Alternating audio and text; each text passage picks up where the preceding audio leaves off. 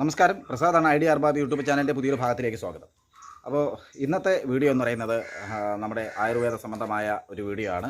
കഫം, നമുക്ക് എല്ലാവർക്കും കഫപ്രശ്നങ്ങളുണ്ടാവുമല്ലോ. കഫത്തിൻ്റെ ആധിക്യം എങ്ങനെ നമുക്ക് കുറയ്ക്കാം, നമുക്കതെങ്ങനെ ഒഴിവാക്കാം എന്നതാണ് ഇന്നത്തെ വീഡിയോ. നമ്മൾ ആയുർവേദത്തിൽ തന്നെ പറയുന്നത് അസുഖങ്ങളുടെയൊക്കെ പ്രധാന കാരണങ്ങളെന്ന് പറയുന്നത് 3 അവസ്ഥയാണ്. ഒന്ന് കഫം, മറ്റൊന്ന് പിത്തം, മറ്റൊന്ന് വാദം. ഇതാണ് കഫം, പിത്തം, വാദം എന്ന 3 അവസ്ഥകളാണ് എല്ലാത്തരം അസുഖങ്ങൾക്കും പ്രധാന കാരണം. അതിൽ നമ്മുടെ ഇന്നത്തെ വീഡിയോ എന്ന് പറയുന്നത് കഫം എങ്ങനെ ഒഴിവാക്കാമെന്ന്. കഫം നമ്മുടെ തലയിലായിരുന്നാലും നെഞ്ചിനുള്ളിലായിരുന്നാലും കഫം കെട്ടുക എന്ന് പറയുന്ന ഒരു അസ്വസ്ഥത വളരെ ഇതാണ്. അപ്പോൾ രാത്രി സമയങ്ങളിലൊക്കെ ഉറങ്ങുന്നതിനെല്ലാം വളരെ ബുദ്ധിമുട്ടുണ്ടാകും. മാത്രമല്ല ഇത് ശ്വാസതടസ്സവും മറ്റ് ശ്വാസം മുട്ടലൊക്കെ ആയിട്ട് മാറുന്നതിന് കാരണമാകും. അപ്പോൾ നമുക്കിത് മറ്റ് ധാരാളം മെഡിസിൻസുകളുണ്ട്, നമുക്കതെല്ലാം കഴിക്കുന്നുണ്ട് പലവരും.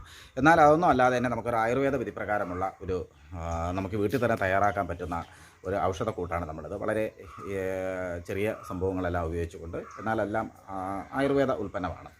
അത് നമുക്ക് എങ്ങനെ തയ്യാറാക്കാം എന്നതാണ് ഇന്നത്തെ വീഡിയോ. എൻ്റെ ഈ ചാനൽ ഐഡിയ അർബാബ് യൂട്യൂബ് ചാനൽ ആദ്യമായി കാണുന്ന എൻ്റെ സുഹൃത്തുക്കൾ ഇതൊന്ന് സബ്സ്ക്രൈബ് ചെയ്യുക. ഒപ്പം തന്നെ നിങ്ങളുടെ സുഹൃത്തുക്കൾക്ക് ഷെയർ ചെയ്താൽ നന്നായിരിക്കും. ഒപ്പം തന്നെ മറ്റുള്ളവർക്കും ഈ അറിവുകൾ ഒന്ന് പകർന്നു കൊടുക്കുക. അപ്പോൾ നമുക്ക് നേരെ വീഡിയോയിലോട്ട് പോകാം.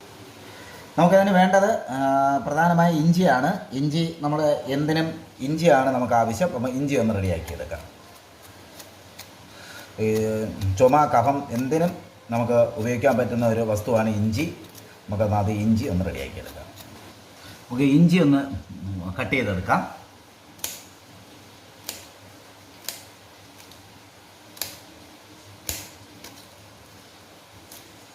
ഇഞ്ചി നമ്മന്നിട്ട് ഈ മരുന്നടിക്കുന്ന പാത്രത്തിലോട്ടിടാം.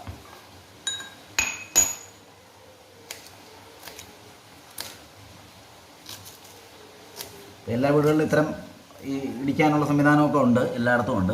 അപ്പോൾ അത് കഴിഞ്ഞു. ഇനി നമുക്കതിൽ വേണ്ടത് കുരുമുളകാണ്. നമുക്കൊരല്പം കുരുമുളക് ഇട്ട് കൊടുക്കുക. ഇത്രയും ഇഞ്ചിക്ക് ഇത്രയും കുരുമുളക്, ഒരു 10-15-20 പീസുണ്ട് കുരുമുളക് ഇട്ടു.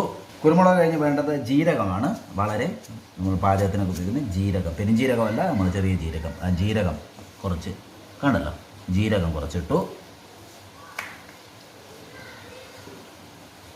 ഇനി നമുക്കൊന്ന് ചതച്ചെടുക്കാം.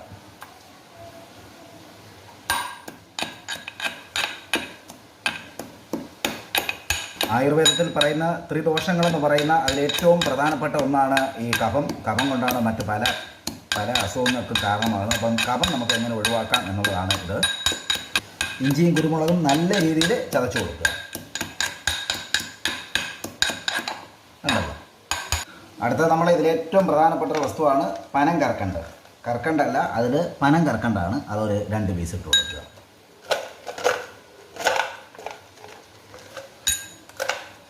ഇതിൽ ഈവനെയും കൂടെ നമ്മളിതിലൊന്ന് ഇടിച്ച് ചേർത്ത് കൊടുക്കുക.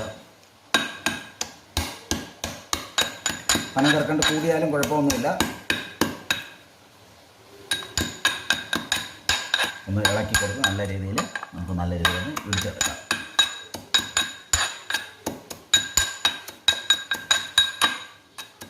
പനം കർക്കണ്ട് നല്ല രീതിയിൽ ചതഞ്ഞ് ചേരണം കേട്ടോ. നമുക്കതൊരു ചെറിയ പാത്രത്തിലോട്ട് അതൊന്ന് മാറ്റാം. അപ്പോൾ നല്ല ഒരു മണമുണ്ട്.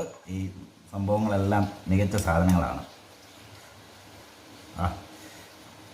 ഇപ്പോൾ തന്നെ കഴിക്കാൻ തോന്നും. അപ്പം കഴിക്കണ്ട, അതിലിനിയും നമുക്ക് ഒരു വസ്തു കൂടെ ചേർക്കാനുണ്ട്. അത് കഴിഞ്ഞിട്ട് നമുക്കിത് കഴിക്കാം. ഇനി നമ്മൾ ചേർക്കുന്നത് ഏറ്റവും മികച്ചൊരു സാധനമാണ് തേനാണ്. അല്പം തേൻ, ചെറുതേനാണ് ഒഴിച്ചു കൊടുക്കാറുള്ളത്. നല്ല തേനാണ് ഒഴിച്ചു കൊടുക്കുക. മതി.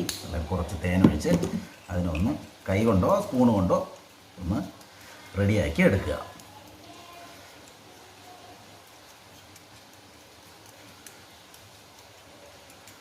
തന്നെ നല്ല സാധനമായിട്ടുണ്ട്. ഇത് മുതിർന്നവർക്കോ കുട്ടികൾക്കോ ഒക്കെ കൊടുക്കാമെന്നുള്ളതേ ഉള്ളൂ. നമ്മുടെ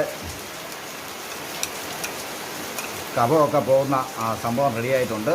ഇത് നമ്മൾ കഴിച്ചു കഴിഞ്ഞാൽ ഏലാതി ഗുളികയൊക്കെ കഴിച്ചിട്ടുണ്ടാവില്ല. നമ്മൾ കടകളിൽ നിന്നൊക്കെ വാങ്ങി കഴിക്കുന്ന ഏലാതി ഗുളിക, അതേ ടേസ്റ്റാണ്. ഇപ്പം നല്ല മഴയാണ്, അതുകൊണ്ട് ശബ്ദത്തിനൊക്കെ ഒരു ചെറിയൊരിതാണ് അല്ലേ. ഇത് ഇങ്ങനെ അങ്ങ് എടുക്കുക. ഇതങ്ങ്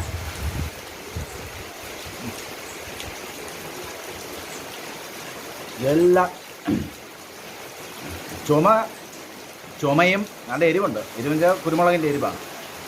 ചുമ എന്ന് മാത്രമല്ല, കഫം എല്ലാം പറഞ്ഞു പോകുന്നതിന് ഏറ്റവും നല്ല ഒരു ഔഷധമാണിത്. എല്ലാവരും ചെയ്ത് നോക്കുക.